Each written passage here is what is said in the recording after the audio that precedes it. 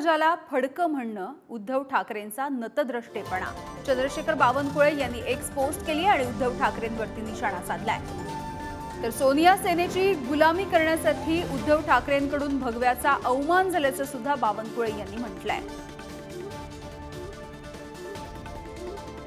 तर चंद्रशेखर बावनकुळे यांनी हा निशाणा साधलेला आहे एक्स पोस्टच्या माध्यमातून। आपण बघूया।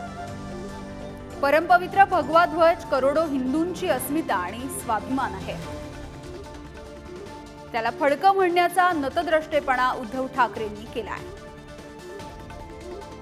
हाच भगवा झेंडा घेऊन छत्रपती शिवाजी महाराजांनी हिंदवी स्वराज्याची मुहूर्तमेढ रोवली।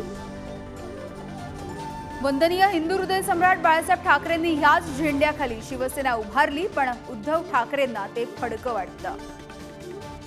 आज बाळासाहेब ठाकरे असते तर भगव्या ध्वजाचा असा अपमान त्यांनी कधीच सहन केला नसता, असं बावनकुळे म्हणतात। दुर्दैवानं सोनिया सेनेची गुलामी करण्यासाठी उद्धव ठाकरे भगव्याचा अवमान करतायत।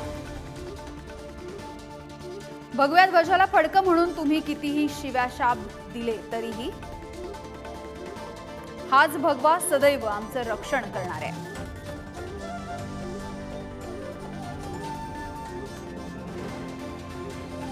Thank you.